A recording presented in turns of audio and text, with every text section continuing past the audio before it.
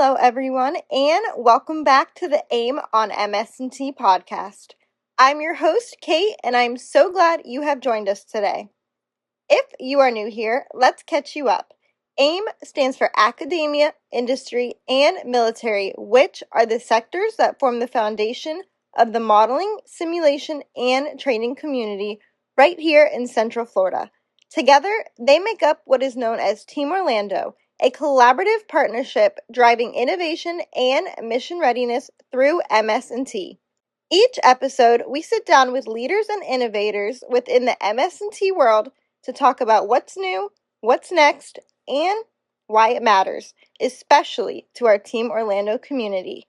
Whether you're deep in the field or just curious about one of Orlando's biggest industries, second only to the theme parks and hospitality industry, we're here to keep you informed, inspired, and part of the conversation. Welcome back to part 2 of our conversation with Dr. Carolina Cruz-Neira, Executive Director of the Pegasus Research Institute and Interim Director of the Institute for Simulation and Training, also known as IST at the University of Central Florida. If you caught the first episode, you know we left off with some great insights about collaboration, and today we're picking up right where we left off from there. If you haven't had a chance to listen to part 1 yet, I highly recommend going back and checking that one out first. But without further ado, let's dive right back in. This episode is brought to you in part by Dark Wolf Solutions, combining emerging technologies with practical solutions to address a wide range of cybersecurity, software development, DevOps, and digital transformation missions for the Orlando and Space Coast region. Visit their website below to learn more.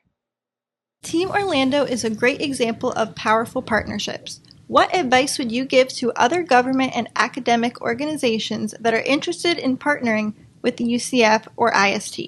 Is there a role for industry partnerships, and if so, can you define the process for industry engagement?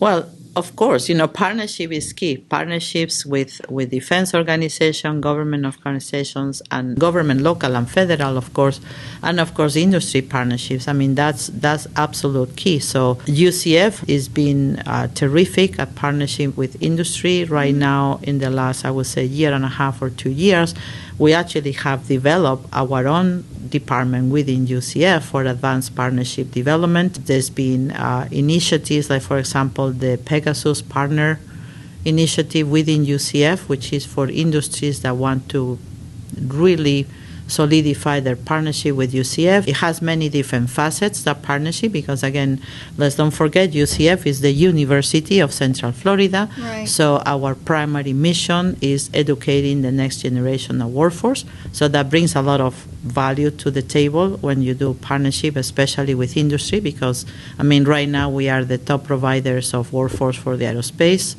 industry, and we will continue expanding that role to other disciplines. But as part of educating the workforce, that's where research comes in. That workforce has to also be a workforce that is in touch with the current trends, with the current needs, and that's why we have so many students embedded across our many research programs. And that's another value of the partnership with industry, where industry has a lot of different challenges. Industries have to be very focused. Realistically, industry has to address, quarterly profits, a stakeholder return. The larger companies that are publicly traded companies have a lot of demands and stress on how their productivity and the rhythm of their productivity has to be.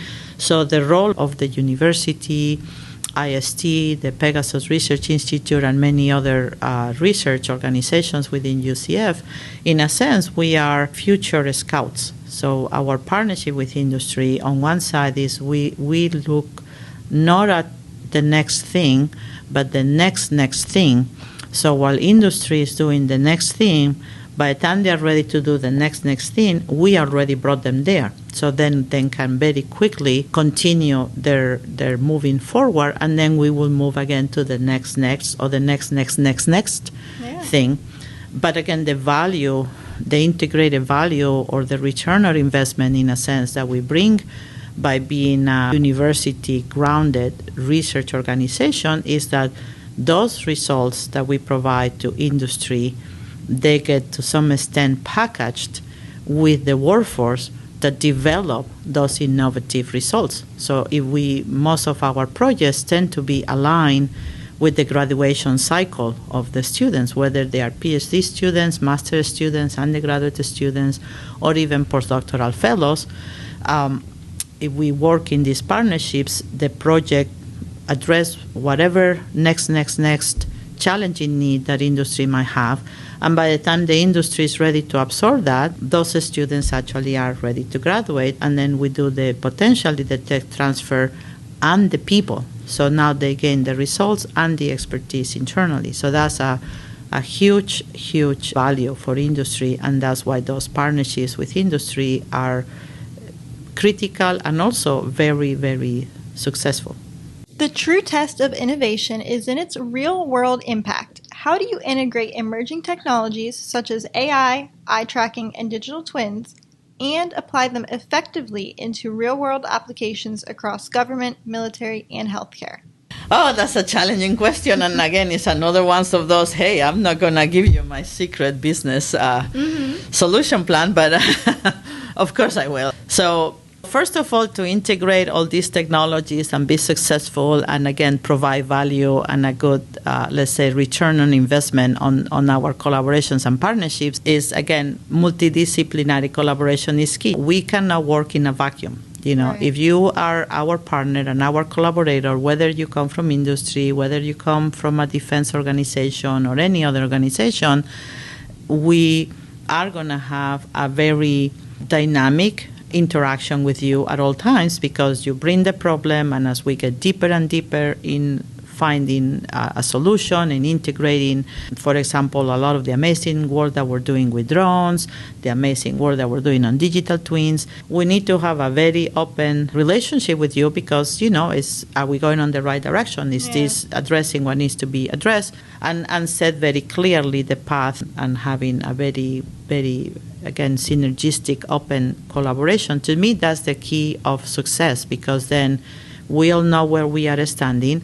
We also know sometimes, because we haven't really touched this yet in the conversation today, the value, the real value, I think, of working with a university-embedded institute versus working with a contractor. Let's put it that way. Mm-hmm. Why would you come to UCF with your need versus going to a contractor? And I get that question all the time because contractors have tremendous capabilities. They are very, very strong. So the difference between the two of them, at a university, we have a lot less of the business pressures. Yeah. So that gives us a lot of intellectual freedom to address a problem.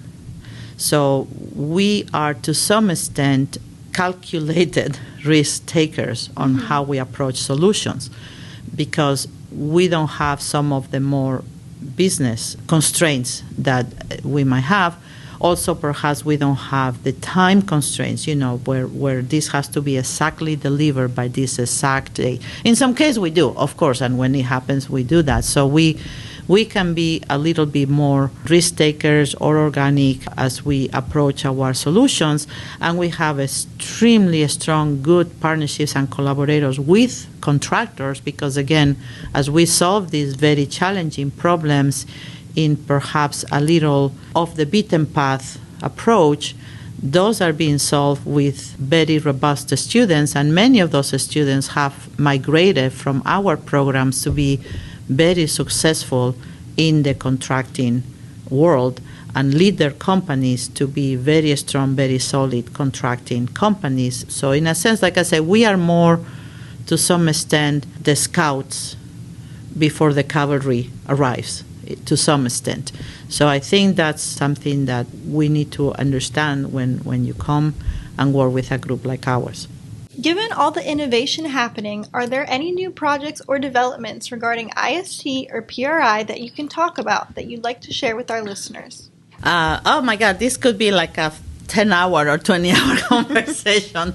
we've been talking through all the other questions, quite a lot of the tremendous talent that we have through the students. Obviously, that's a reflection of the mature and solid talent that we have on our faculty and our researchers. And to me, again, being relatively new to UCF, even though I did have many excellent collaborations and friendship with some of the UCF faculty, as I've been getting to know a lot of people here at UCF, the talent, the creativity, the energy of our faculty really is the key to have all these tremendous, terrific students that we see coming out of UCF. So in that spirit, as I've been walking through the institutes and meeting people, I'm trying to think about some projects that we do. And again, to all my listeners, if some of my faculty are listening to this podcast, if I don't mention your project, is one of these things. We have so much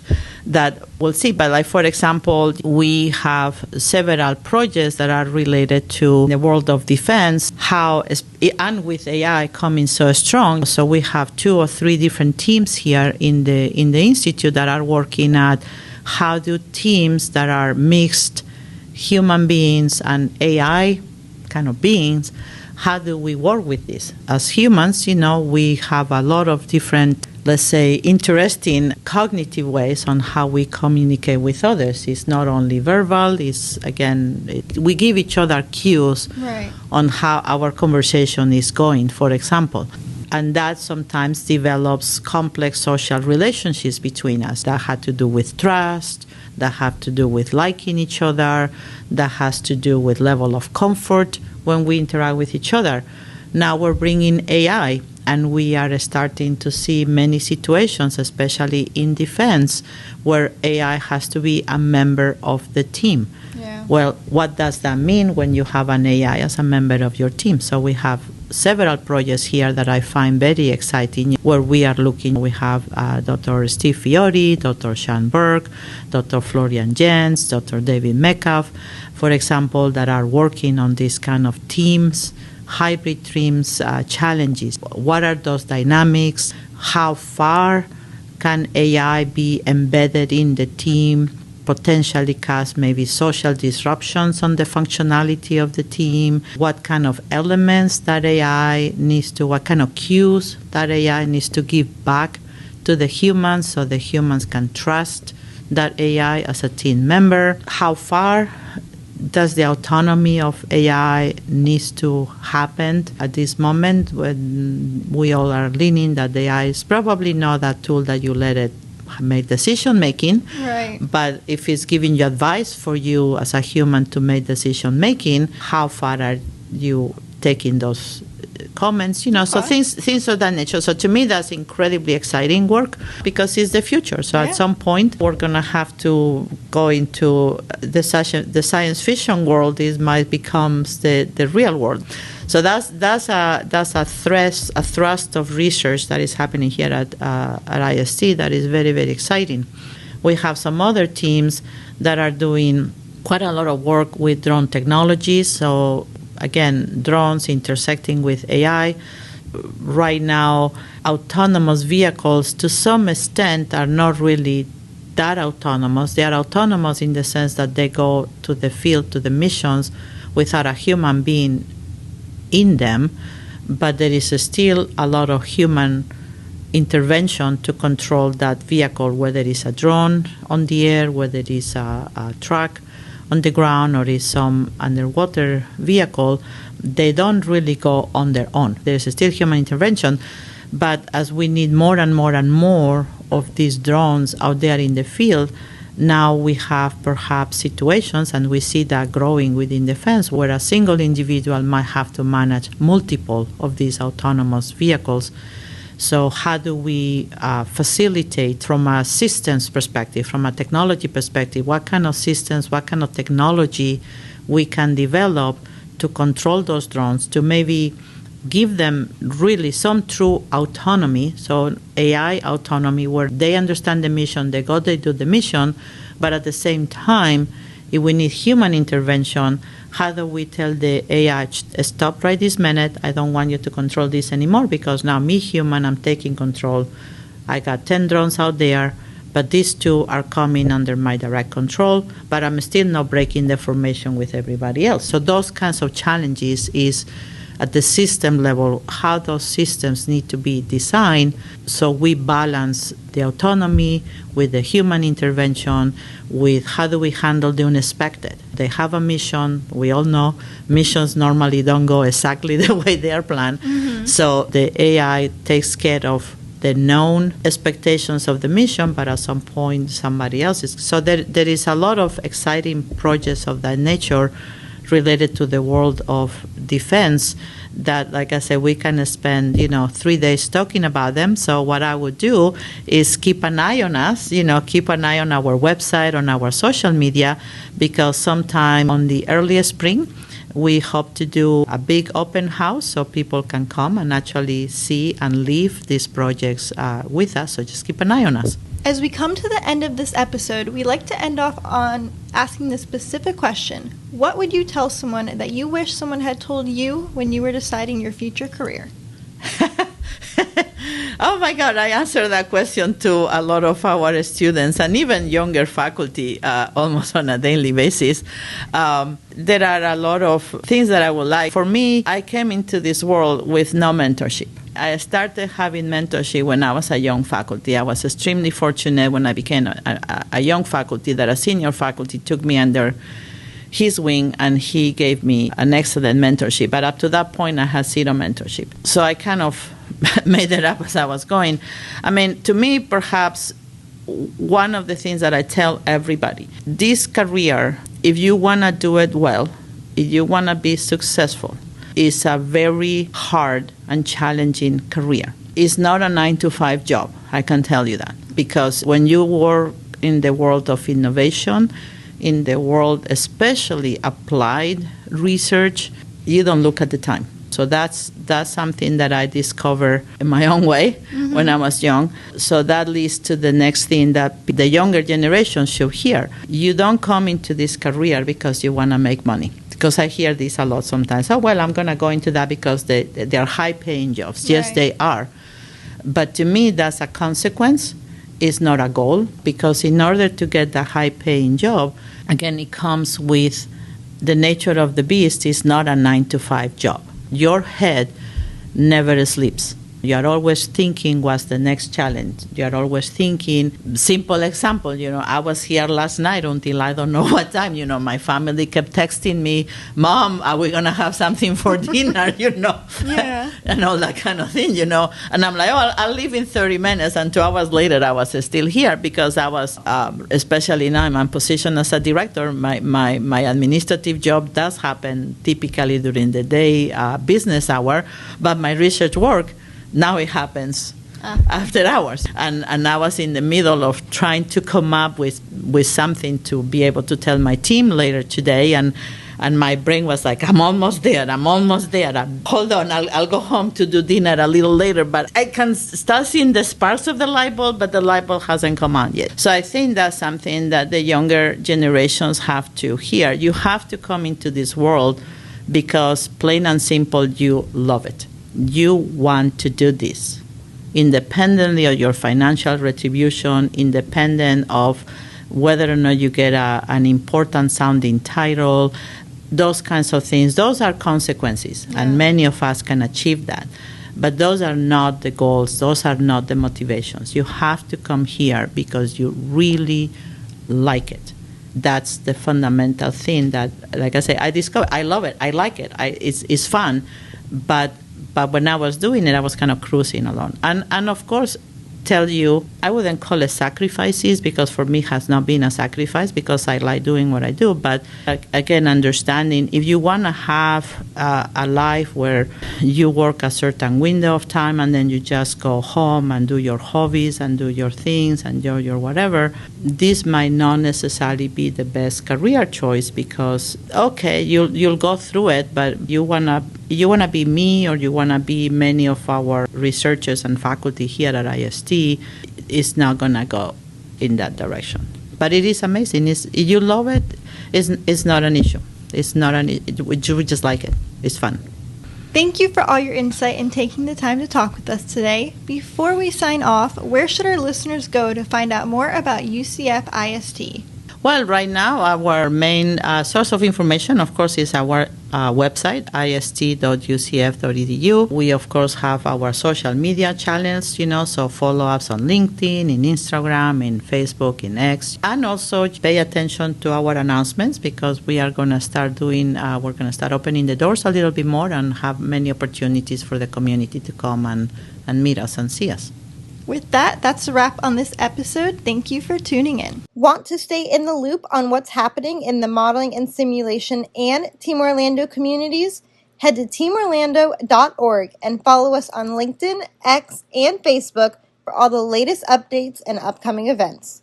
If you're looking to spotlight your organization or share your voice on AIM on MS&T, sponsorship and guest opportunities are available. Contact us. The information will be in the description. Once again, I would like to thank Dr. Cruz-Neira for joining us today. Don't forget to follow AIM on MS&T on your favorite podcast platform so you never miss an episode. I will talk to you all in the next one. Bye!